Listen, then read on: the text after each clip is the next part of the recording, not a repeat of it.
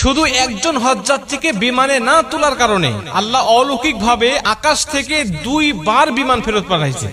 ঘটনাটা মাত্র 2 দিন আগের। আপনারা অনেকেই পত্র পত্রিকায় দেখেছেন, লিবিয়ার একজন মুসলিম যুবক তিনি এই চলতি বছরে হজ করার জন্য সৌদির উদ্দেশ্যে রওনা হয়েছিলেন। উনি যখন ইমিগ্রেশন পাস করে, বোর্ডিং পাস করে যখন তিনি চলে আসছেন বিমানে উঠবেন, সর্বশেষ যাত্রী তিনি বিমানে ওঠার জন্য, উনি যখন উঠবেন তখন সিকিউরিটি গার্ড তাকে বলছেন যে আপনার পাসপোর্ট জনিত সিকিউরিটি ইস্যু রয়েছে, এর কারণে আপনি বিমানে উঠতে পারবেন না, আপনার হজে যাওয়া হবে না। উনি বলছেন যে আমাকে যখন বাধা দিল আমার মধ্যে কোনো হতাশা কাজ করতেছিল না, কারণ আমার মধ্যে প্রবল ইচ্ছা আর আগ্রহ ছিল যে আল্লাহ অবশ্যই আমাকে মক্কায় নিয়ে যাবে, আমাকে হজ করার জন্য নিয়ে যাবে। সিকিউরিটি গার্ডের আমাকে সান্ত্বনা দিতে লাগলেন, দেখেন যে আপনার সমস্যার কারণে আপনি যেতে পারবেন না, আল্লাহ বাঁচায় রাখলে আপনি আপনার সামনেবার যাবেন। তো উনি বলছেন দেখেন আমি হজ করার জন্য নিয়ত করেছি এবং বাসা থেকে বের হয়ে আসছি, নিয়ত করার দায়িত্ব আমার আর নিয়ে যাওয়ার দায়িত্ব আল্লাহ পাকের, অতএব আমি যেহেতু এখান পর্যন্ত চলে আসছি, আপনারা বিশ্বাস করেন এই বিমান যাবে না, আমাকে না নিয়ে এই বিমান যাবে না। উনি কথাটা বলতে বলতে বিমান স্টার্ট হয়ে গেছে, দরজা বন্ধ করে দিয়ে চলে গেছে।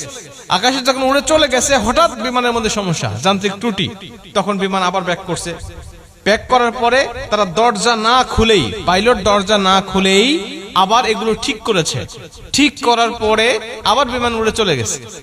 আবার যখন উড়ে চলে গেছে একই সমস্যা, বিমান তো অবাক, আমরা ঠিক করলাম, ভালো বিমান নিয়ে আকাশে উড়লাম, আবার ত্রুটি দেখা দিল, আবার গিয়ে ঠিক করলাম, আবার চলে আসলাম, আবার একই সমস্যা দেখা দিল।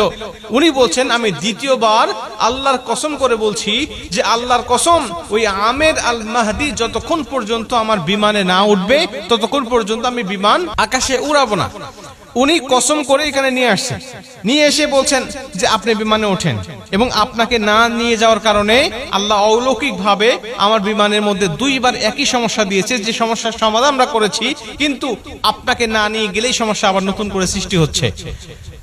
আমের আল মাহদি বলছে দেখেন আল্লাহ পাকের কাছে আমি নিয়ত করেছি, আমি হালাল টাকা দিয়ে আমি হজ করার জন্য নিয়ত করেছি, আমার পাসপোর্ট জনিত ইস্যু যেটা আপনার সমস্যার কথা বলছেন এটা আসলে সমস্যা নয়, তারপরে যদি আপনার সমস্যা ধরেছেন আপনারা আমাকে না নিয়ে গেলে বিমান যাবে না, বা আমাকে না নিয়ে আপনারা যাবেন না, এই বিশ্বাস আমার মধ্যে আছে, এজন্য আমি কথাটা বলেছি। সবাই তাকে তো আগ্রহ করে ধরলেন এবং সবাই তাকে বিভিন্নভাবে সংবর্ধনা এবং সম্মানিত করতে লাগলেন। এখান থেকে পরিষ্কারভাবে বক্তব্য বোঝা যায় যে আল্লাহ পাকের কাছে যখন কোনো ব্যক্তি খাঁটি দিলে নিয়ত করে, আল্লাহ পাক তখন সেই নিয়তটা পূর্ণ করে, এটা আল্লাহ পাকের দায়িত্ব। বান্দার চেষ্টা যখন শেষ, আল্লাহ পাকের সাহায্য তখন থেকে তার শুরু হয়ে যায়। বান্দা ইচ্ছা করলেই বিমানটাকে আটকে রাখতে পারবে না, কারণ এটা দেশের নিয়ম, দেশের আইন, সে ইচ্ছা করলেই এককভাবে সেটাকে পরিবর্তন করতে পারবে না। এজন্য আল্লাহ পাক অলৌকিকভাবে বিমানটাকে বারবার সমস্যার মধ্যে ফেলিয়ে পাইলটকে শিক্ষা দিতে চাইলেন যে ওকে না নেওয়া পর্যন্ত তুমি এই যাত্রীগুলো নিয়ে তুমি মক্কায় প্রবেশ করতে পারবে না, যেতে পারবে না। প্রিয় ভাইরা আমার, বান্দার চেষ্টা থাকতে হবে, আগ্রহ থাকতে হবে। আল্লাহ পাক দেখেন বান্দার ভিতর তামান্না নিয়তটা তার কি আছে, আল্লাহ পাক দেখেছে বান্দা নিয়ত খাঁটি সহি হালাল টাকা দিয়ে সে হজ করতে যাচ্ছে, কেন সে যেতে পারবে না, আমি আল্লাহ তাকে নিয়ে যাব। ইউসুফ আলাইহিস সালামকে যখন ঘরের মধ্যে জুলাইখা বন্দী করে ফেলেছিলেন, ইউসুফ আলাইহিস সালাম দেখলেন আমার শক্তি এখানে আর নাই, আমার শক্তি কতটুকু, ওই দরজা পর্যন্ত আমি যেতে পারবো, দরজা পর্যন্ত আমি হেঁটে হেঁটে যেতে পারবো বা দৌড়ায় যেতে পারবো, কিন্তু দরজা খোলার শক্তি আমার নাই, কারণ চাবি আমার হাতে নাই।